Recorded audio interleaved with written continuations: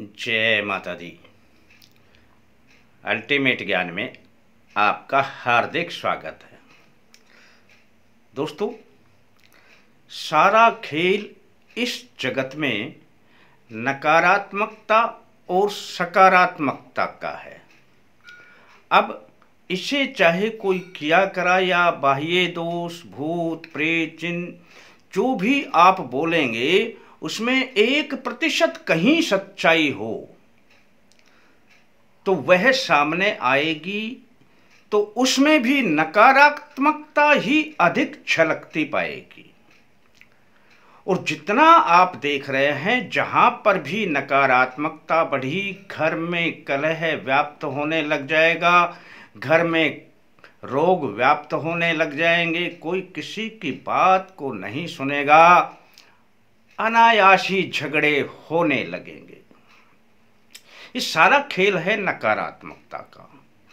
दोस्तों, हमारे एक प्रेमी के पास मैं अक्सर ही बैठता हूं, जो कि एक भक्त है और वह अपनी ज्योति जगाता है, तो सामने कंडे पर उनका भोग भी लगाता है, वहां पर घी की धार भी चलती है।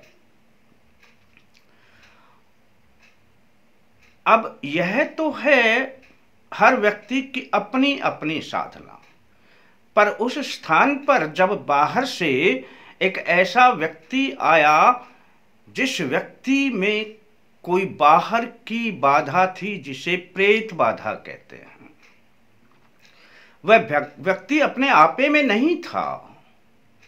वह सब जो हरकतें कर रहा था, वह सब हरकतें उल्टी सीधी कर रहा था। और जब वह वहां पर बैठा और जो जल का लोटा रखा हुआ था उसमें से जरा सा जल उसके ऊपर छिड़का, तो वह व्यक्ति अपनी सामान्य अवस्था में आ गया। और अक्सर ऐसा होता है दोस्तों, वह व्यक्ति उसी वक्त ठीक हो गया। ऐसा उस जल में क्या था?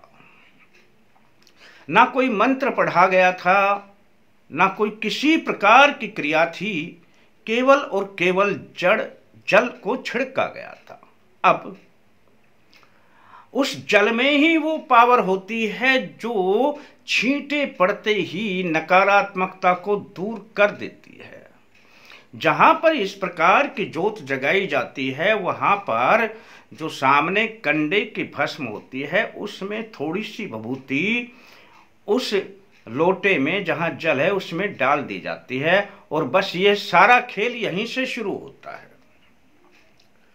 अब मैं बता रहा हूं, अपने घर में यह जल छिड़कें, ना कलह रहेगा, ना दोष रहेगा, ना भूत प्रेत रहेगा, किसी प्रकार की बाधा आएगी ही नहीं। पर आप कहेंगे कि यह जल हम कहां से लाएं? कहीं से लाने की जरूरत नहीं है दोस्तों। आपने पूजा स्थान पे पानी का लोटा रखना है।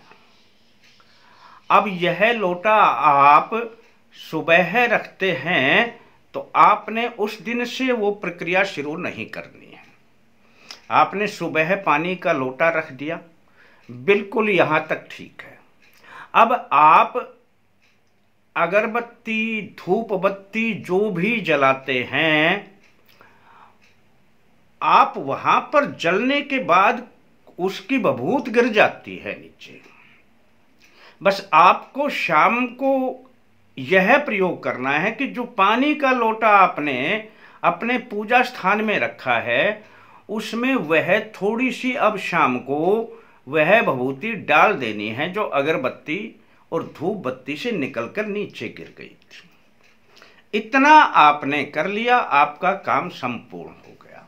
बस अब अगले रोज सुबह जब उठेंगे, घर के अंदर जब आप अपनी साफ सफाई कर देते हैं, उसके बाद इस लोटे के जल को आप अपने घर में छिड़क दें। बस दोस्तों, सारे पानी को घर में छिड़कोगे तो वो ज़्यादा छिड़कना की ज़रूरत नहीं है, थोड़ा थोड़ा छिड़क दें। शेष जो पानी बच जाए उसे किसी भी अपने पेड़ पौधे में डाल दें। इतनी सी प्रक्रिया आप शुरू कर देना दोस्तों। यह छिड़कने के बाद फिर आपने अच्छी प्रकार से लोटे को साफ कर लेना है और फिर उसमें जल भर करके रख देना है। ये जल रखा रहेगा, लोटा यहीं रखा रहेगा। अब दिन भर यह लोटा यहीं रखा है जल का भरा हुआ। शाम को आपने फिर उसमें जो अगरबत्ती और धूप बत्ती की जो नीचे भस्म है वो उसमें डाल देनी है। अगले दिन आपने फिर इसी प्रकार से शुरू कर देना है, छिड़क देना है और फिर लोटे को भर करके रख देना है। बस दोस्तों, प्रक्रिया बहुत छोटी सी है, पर इस जल की पावर देख लेना।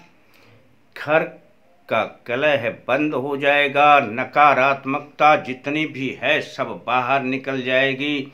घर में यदि रोग जाता ही नहीं है घर से, तो घर से रोग भी जाने लग जाएगा और सब कुछ ठीक होने लग जाएगा। दोस्तों, प्रयोग तो बड़े आसान हुआ करते हैं, छोटी सी विधि से ही आप कर लेंगे तो रास्ते भी मिलेंगे और मंजिल भी मिलेगी। और जब आप करते हैं और आपके साथ अच्छा होता है तो यार दोस्तों को भी बता देना। भाई आपके लिए सिर्फ इतना ही, आप अपने लाइक का ध्यान रख लेना। शेष फिर मिलते हैं दोस्तों नए अंक के साथ, तब तक के लिए जय माता दी।